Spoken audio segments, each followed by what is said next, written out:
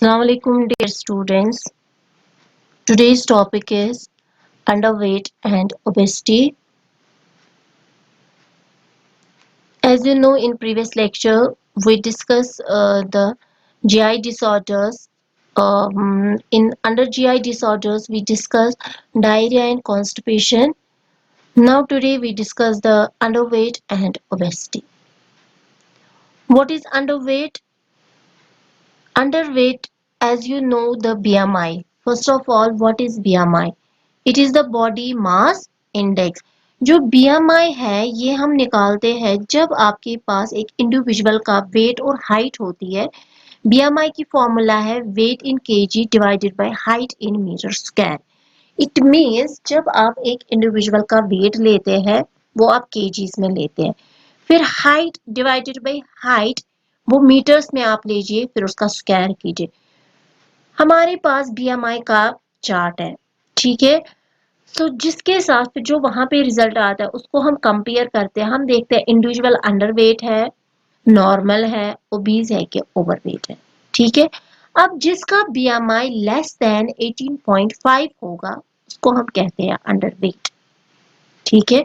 It means when the BMI body mass index of an individual is less than 18.5, we consider them as underweight. ठीक है.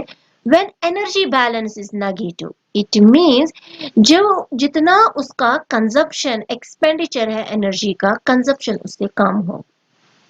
For example अगर आपको काम जो भी आप पर डे एक्टिविटी करते हैं, आपकी बॉडी फिजियोलॉजिकल फंक्शंस प्ले करती है, उसके लिए आपको 100 किलो कैलोरीज की जरूरत है, बट आप 30 कैलोरीज ही लेते हैं.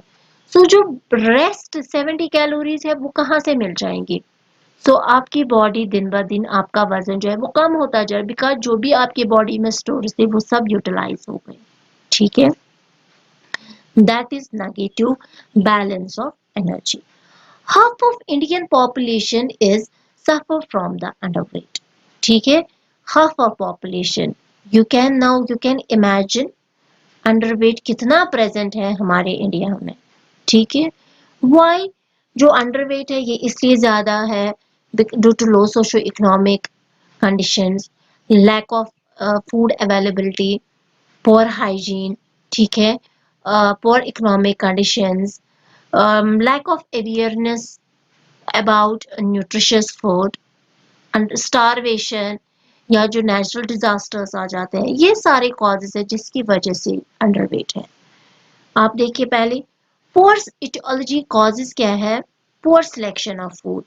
Because selection of food is very important. जब तक आपको नॉलेज नहीं होगी कि मुझे कौन कौन से फूड सिलेक्ट करने हैं, कौन से फूड्स न्यूट्रिशियस है जिसमें मुझे सारे न्यूट्रिएंट्स प्रेजेंट होंगे, जिसके पास नॉलेज नहीं होगी सो वो सिलेक्ट करता है फूड्स की इन अ रॉन्ग डायरेक्शन, जिसकी वजह से उसकी बॉडी को प्रॉपर न्यूट्रिएंट्स नहीं मिल जाते. वो कहता नहीं मैं तो सब कुछ खाता हूँ, जबकि वो न्यूट्रिशियस होते ही नहीं, उसमें सारी न्यूट्रिएंट्स प्रेजेंट ही नहीं होते हैं.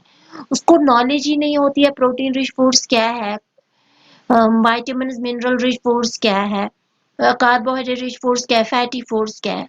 वो एक ही ग्रुप को फूड ग्रुप को परचेज करता है, जिसकी वजह से उसको बॉडी फिर डिफिशिएंट होती है बाकी न्यूट्रिएंट्स की, जिसमें वजह से उसको अंडरवेट हो जाता है.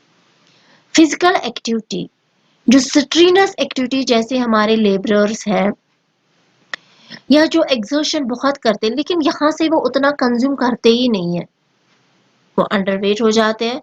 मदर्स हेल्थ स्टेटस, जब माँ कंसीव करती है ड्यूरिंग कंसेप्शन पीरियड उसको एक्स्ट्रा न्यूट्रिशनल रिक्वायरमेंट की जरूरत होती है, या ड्यूरिंग लैक्टेशन जब वो बच्चे को दूध पिलाती है उसको एक्स्ट्रा न्यूट्रिएंट्स की जरूरत, बिकॉज उसको दो इंडिविजुअल को पालना है.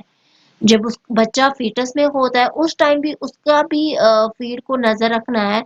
ड्यूरिंग लैक्टेशन पीरियड उसको वो बच्चे को फीड कर दे. इट मीन्स कि उसका डाइट जो है वो न्यूट्रिशियस होना चाहिए, then his child will be become healthy.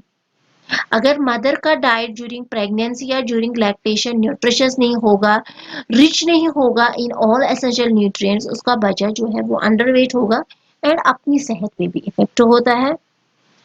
Pathological condition, pathological conditions क्या होती है, जैसे जो इंडिविजुअल है वो सफर करता है फीवर या उसको गैस्ट्रोइंटेस्टाइनल डिस्टर्बेंस जैसे वोमिटिंग है, डायरिया है, ठीक है, या डाइजेशन या एब्जॉर्प्शन प्रॉब्लम होती है, ठीक है। अब वो कहता है नहीं मैं तो अच्छा सा खाता हूँ लेकिन मुझे एब्जॉर्ब ही नहीं होता है, मुझे फिर वोमिटिंग होती है या डायरिया हो जाता है, जिसकी वजह से फिर उसका वजन दिन ब दिन कम होता जा रहा है। जेनेटिक प्रिडिस्पोजिशन, हेरिडिटी भी एक कॉज है, ठीक है। फॉर एग्जाम्पल उसके पेरेंट्स या जो भी उसके जीन्स में आ जाते हैं, फैमिली में आ जाते हैं, अगर वो अंडरवेट होते हैं तो चांसेस होते हैं उनकी सिबलिंग में भी। Starvation and psychological factors. Starvation क्या होता है, जैसे नेचुरल डिजास्टर आ जाता है, famine, draft, earthquake. So during all these natural disasters जो फूड प्रोडक्शन होती है वो उसी के साथ खत्म हो जाती है। सो फिर फूड इनसिक्योरिटी हो जाती है, हमें फूड अवेलेबल इजीली नहीं होता है, हर एक को फिर खाना नहीं मिल जाता, बिकॉज वहां पे जो क्रॉप प्रोडक्शन थी वो सब तहस नहस हो जाती है फेमाइन से, या कहत हो आ जाती है, या अर्थक्वेक या फ्लड्स आ जाते हैं, जिसकी वजह से फिर उनको प्रॉपर फूड अवेलेबिलिटी नहीं होती है और फिर वो सफर करते हैं अंडरवेट से। साइकोलॉजिकल फैक्टर्स क्या है, साइको जैसे स्ट्रेस है या anorexia nervosa, lack of appetite, भूख नहीं लगती है, या स्पेशली जो एडोलसेंस होते हैं वो कॉन्शियस होते हैं अपनी फिगर मेंटेन के लिए, सो फिर वो ज्यादा नहीं खाते हैं, यहाँ से वो उनका वेट जो है वो कम हो जाता है, ठीक है। या लोग जो हैं जो अपना वजन उनको पता ही नहीं होता हम कैसे अपना वेट मेंटेन करेंगे, सो वो अपनी डाइट को ऐसे कंट्रोल करते हैं जिसकी वजह से वो अंडरवेट ही हो जाते हैं। ठीक है, we have to maintain our weight, but how can we maintain our weight, हमें प्रॉपर नॉलेज होनी चाहिए, हमें नहीं स्टॉप करना है कोई diet, but we have to control portion size, ठीक है, हमें क्वांटिटी कम करनी है। We should not stop any type of the food, otherwise we will suffer from the underweight, ठीक है। So these are the causes of the underweight. Now clinical features or symptoms, कैसे आप identify कर सकते हैं कि इंडिविजुअल है या अंडरवेट है। Thinning and dryness of hair, उसका जो बाल है ड्राई या थिन हो जाता है। हार्ट का साइज दिन ब दिन कम हो जा रहा है।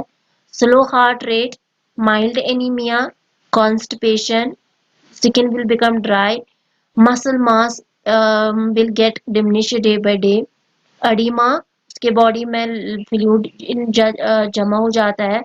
सबक्यूटेनियस फैट दिन ब दिन कम होता जा रहा है। नेल्स ब्रिटल है। एमन्यूरिया, उसमें जो रेगुलर साइकिल्स होती है वो इरेगुलर हो जाती है, मेंस्ट्रुएशन स्टॉप हो जाती है या इरेगुलर हो जाती है। लाइट हेडेडनेस, उसको ठंड बहुत ज्यादा लगती है, बॉडी टेम्परेचर उसका कम होता जा रहा है। थायराइड फंक्शन पे इफेक्ट हो जाता है और लोअर टाइम ऑफ स्लीप, उसको नींद भी कम आ जाती है, ठीक है। So these are all the signs and symptoms of the underweight. Now how can you treat the person through nutritionally who is suffer from the underweight. Nutritionally आप कैसे एक इंसान को ठीक कर सकते हैं जो अंडरवेट होगा। हमें उसको high calorie, high protein, high fat with legal vitamin and mineral intake is recommended, ठीक है। हमें उसको उसके डाइट को एनहांस करना है, हाई कैलोरी हमें उसको बोलना है लेना है, high protein, high fat and जितने विटामिन एंड मिनरल रिक्वायरमेंट होती है उसकी डाइट में आप वो रखना है। Physical activity is very important to maintain the person healthy. Regular bowel habits, ठीक है, ये भी उसको अडेप्ट करना है। स्मॉल फ्रिकेट मील्स, बिकॉज जो ये लार्ज बिग मील्स है बहुत टाइम तक फिर हमें भूखा रहना पड़ता है जिसकी वजह से हमारे वेट पे इफेक्ट पड़ता है। So it is better to take small frequent meals. So these are the factors या these are the nutritional management way by which you can treat the person who will suffer from the underweight, ठीक है। Now what is obesity, another condition। Obesity जो है it is a condition describing access body weight in the form of fat. It mean जब आपका wait normal weight से access होगा। वो कैसे होता है, जब आपके बॉडी में फैट एक्यूमुलेट हो जाता है। स्पेशली जो ओबेसिटी है ये डेवलपिंग कंट्रीज में दिन ब दिन ज्यादा हो जाता है, बिकॉज वो ज्यादातर प्रेफर करते हैं आउटसाइड खाना खाना। वो ज्यादातर जाते हैं पार्टीज, वो मैनेज अरेंज करते हैं, किटी पार्टीज होती है या बर्थडे पार्टीज होती है, छोटा सा कोई फेस्टिवल होता है तो वो उसको प्रेफर करते हैं। और वहां पे वो फूड जो होते हैं वो रिच होते हैं फैट्स में या अदर कार्बोहाइड्रेट्स में, जिसकी वजह से उनके बॉडी में एक्सेस फैट स्टोर हो जाता है और उनका वेट दिन ब दिन इंक्रीज हो जाता है। Accumulation of adipose tissue in the body leading to more than 20%. Obesity होता है जब आपकी बॉडी वेट में 20% ज्यादा होगा fat as compare to normal. For example, अगर आपकी वेट नॉर्मल जो आइडियल बॉडी वेट है वो 50 होना चाहिए। सो अगर आपको 50 से ज्यादा होगा, 70 होगा, इट मीन्स ओबेसिटी।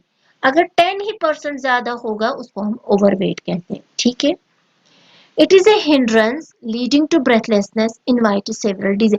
ओबेसिटी ऐसा एक डिसऑर्डर है जो बहुत सारी डिजीजेस को इनवाइट करता है। ठीक है, ओबेसिटी से लिवर प्रॉब्लम होती है, ओबेसिटी से हाइपरटेंशन होता है, ओबेसिटी से डायबिटीज होता है, ओबेसिटी से हार्ट प्रॉब्लम होती है।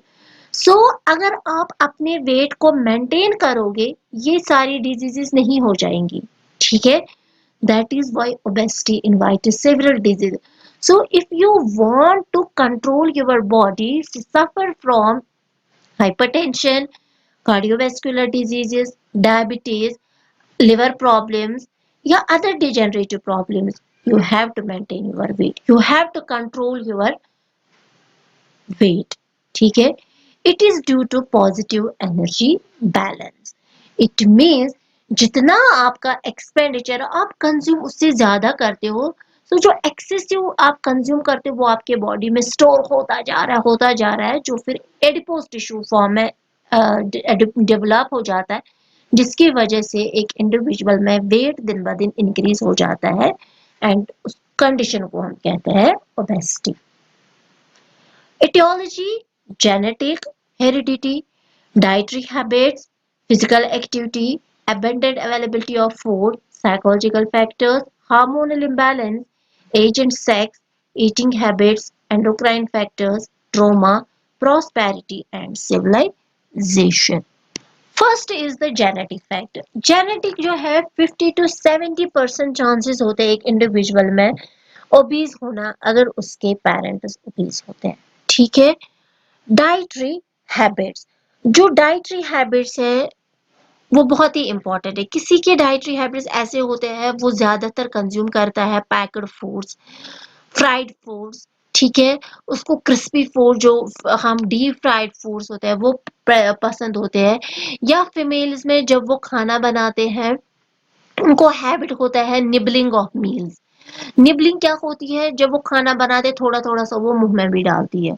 ठीक है, देखती है मैं टेस्ट देखूंगी लेकिन उस वो बहुत कंज्यूम करती है बार बार, उसको ये नहीं पता चलता ये थोड़ा थोड़ा खाना मैं जो कंज्यूम करती हूँ ये मेरे बॉडी में एक्सेस हो जाता है, ये स्टोर हो जाता है जिसकी वजह से उसका वजन बढ़ जाता है। या डाइटरी हैबिट ऐसा उनमें ये होता है कि अगर थोड़ा सा लेफ्ट ओवर खाना बच जाता है वो बोलते हैं ये भी मैं खाऊं, है ना। जो हमारी फीमेल्स है स्पेशली जो मदर्स है, अगर थोड़ा सा खाना बच जाए तो वो कहते हैं कोई खाएगा, फिर जब सब कहेंगे जो लेफ्ट ओवर फूड वो कहते हैं अब कहाँ फेंकूंगी ये मैं खुद ही खाऊंगी। ठीक है, या किसी को हैबिट होता है वो जल्दी जल्दी खाना खाता है, च्यू वो कम टाइम तक करता है, वो जल्दी जल्दी खाता है और उसको फिर पता ही नहीं होता कि मैंने कितना कंज्यूम किया। ठीक है, ये भी एक डाइटरी हैबिट है। या जो बिजनेस फैमिलीज होती है वो ज्यादातर प्रेफर करती है आउटिंग, वो एवरी डे या डिनर या लंच वो बाहर करते हैं। ठीक है, सो जब हम बाहर जाते हैं तो हम एक ही डिश फिर कंज्यूम नहीं करते, वहां पे हम बहुत सारा यूज करते हैं जिसकी वजह से उनमें ओबेसिटी हो जाती है। ठीक है, फिजिकल एक्टिविटी जो सीडेंटरी लाइफस्टाइल है यहाँ से बहुत खाता है, लेकिन फिजिकल एक्टिविटी वो कुछ भी नहीं करता है, जिसकी वजह से जो भी वो एक्सेस में लेता है वो यूज ही नहीं होता है, वो उसकी बॉडी में स्टोर रह जाता है, जिसकी वजह से उसका वजन बढ़ जाता है।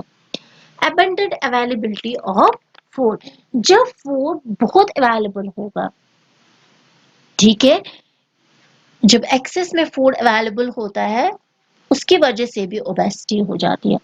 साइकोलॉजिकल फैक्टर्स क्या है, जब स्ट्रेस जो है ये एक कॉज है।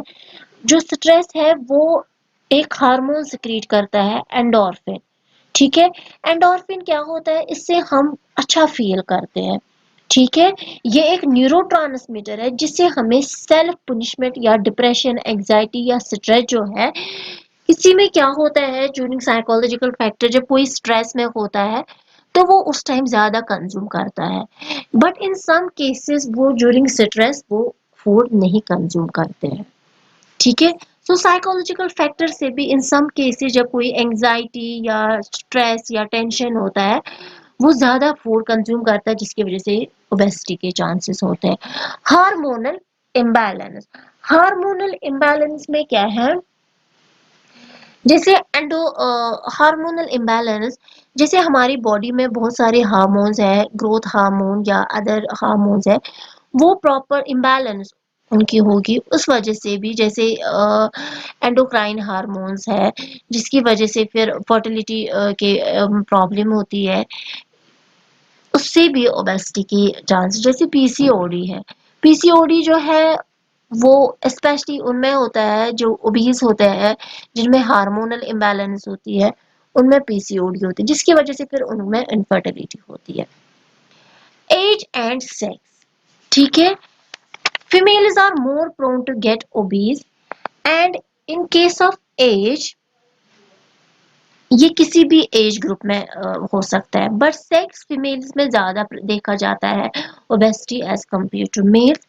ईटिंग हैबिट्स, जो भी हमारे खाने पीने के आदत होंगे, ठीक है, जैसे ड्यूरिंग वॉचिंग टीवी या आप मोबाइल के साथ बिजी होते हो, यहाँ से आपको पता ही नहीं है कि मैंने कितना खाना कर दिया, आप बातों के साथ बिजी होते हो, यहाँ से आपको पता ही नहीं होता है कि मैंने खाना कितना कंज्यूम किया, जिसकी वजह से उनमें ओबेसिटी के चांसेस होते हैं, ठीक है। एंडोक्राइन फैक्टर जैसे थायराइड ग्लैंड है वो इम्प्रॉपरली फंक्शन करता है, उससे भी ओबेसिटी के चांसेस होते हैं, ठीक है। या ओबेसिटी स्पेशली ज्यादातर कॉमन होता है प्यूबर्टी में, प्रेगनेंसी या मेनोपॉज में, ठीक है, बिकॉज एंडोक्राइन जो है ये एक कॉज है ओबेसिटी का। ट्रोमा, ट्रोमा क्या होता है, जब फॉर एग्जांपल खुदा ना खास्ता किसी को हेड इंजरी हो गई, तो उसका जो हाइपोथैलेमस है जो हमारे हेड में है, उसको इंजरी हो गई, जिसकी वजह से उसको फिर पता ही नहीं होती है, जो उसको कहता ही नहीं है कि आपको भूख लगी, या आपको ठीक है भूख लगी, जो हाइपोथैलेमस है वो हमें कंट्रोल करता है कि आपको भूख लगी आप कुछ खाओ, तो जब हम खाते हैं वो हमें सिग्नल देता है कि फुल हो गया अब खाने की जरूरत नहीं है। लेकिन खुदा ना करे किसी इंडिविजुअल को हेड इंजरी हुई जिसमें उसका हाइपोथैलेमस इफेक्ट हो गया, ठीक है, तो उसको फिर सिग्नल ही नहीं मिलती है कि आपको कितना खाना है, भूख लगी कब खाना है, और बस स्टॉप करो, कंट्रोल ही नहीं फिर होता है, ठीक है। Prosperity and civilisation, prosperity and civilisation है जो ओबेसिटी है, ये ज्यादातर USA, UK, foreign country, developing countries में ज्यादातर है, बिकॉज इनकी जो सोशो इकोनॉमिक कंडीशन है वो बहुत ही हाई है, ठीक है। इनको परचेजिंग पावर बहुत अच्छा खासा है, और इनको जो अवेलेबिलिटी ऑफ फूड है वो भी बहुत इन हाई क्वांटिटी में इनको प्रेजेंट है, जिसकी वजह से ये इनको चांसेस होते हैं ओबीस होने में ज्यादा, ठीक है। So these are the causes of getting obesity. So this is the nutritional management. It means how can you manage the person who is obese. One is physical exercise. Physical exercise is very important. Behavioural and lifestyle modification, उसका behaviour या जो भी उसकी lifestyle है उसको change करना, उसको हमें कहना आपको फिजिकली एक्टिव होना है, स्ट्रेस आपको रिलीज करना है, जब आप खाना करते लेते हैं कंज्यूम करते हैं प्रॉप विद कंसंट्रेट उसको कंज्यूम करो, ड्यूरिंग वॉचिंग टीवी या मोबाइल के साथ ये सब अवॉइड करो, जब आप खाना लेते हैं प्रॉपर ध्यान रखो, सो दैट आपको पता चले कि मैंने कितना कंज्यूम किया, ठीक है। Don't skip meals because skipping meals से भी ओबेसिटी के चांसेस होते हैं। Wait loss surgery, dietary therapy, ठीक है। अगर हमें उसको थ्रू डाइट, इट मीन्स अगर ज़्यादा ओबीज जो होगा उसको हम थ्रू डाइट कंट्रोल कर सकते हैं। Low calorie diet, low fat diet हमें उसको देना है। Fatty foods, junk foods avoid करना है। जो स्ट्रीट फूड्स है, जो स्पेशली कश्मीर या इंडिया में हम पाए देखते हैं, स्ट्रीट फूड्स जो डीप फ्राइड फूड्स होते हैं उनको अवॉइड करना है। स्ट्रेस मैनेजमेंट, बिकॉज स्ट्रेस को जब तक आप कंट्रोल नहीं करेंगे ओबेसिटी को आप कंट्रोल नहीं कर सकते हैं। वेट लॉस सर्जरी, अगर क्रॉनिक में केस होगा ओबेसिटी का, वहां पे आप सर्जरी करते हैं जिसको हम बैरियाटिक सर्जरी कहते हैं, ठीक है। बैरियाटिक सर्जरी होती है weight loss surgery. So these are the nutritional management case phases by which you can manage the person from nutritional point of view. So this was all about the underweight and obesity. So it is very important for us to manage the nutritional consumption and nutritional expenditure. We have to manage our weight. We have to accept the physical activity. It means we incorporate physical activity in our daily habits. We change our faulty dietary habits, ठीक है। And we should consume fibrous rich foods. We should incorporate fiber in our diet, fruits and vegetables, especially green leafy vegetables, fresh fruit juices, ठीक है। Avoid junk foods. We should avoid fried foods, street foods, cold beverages, ठीक है। जो भी aerated drinks है उनको आप avoid करो। And control your stress, then only you can maintain your weight, either underweight or in case of the obesity. So hope you understand these two topics, underweight and obesity. Thank you so much for today's lesson.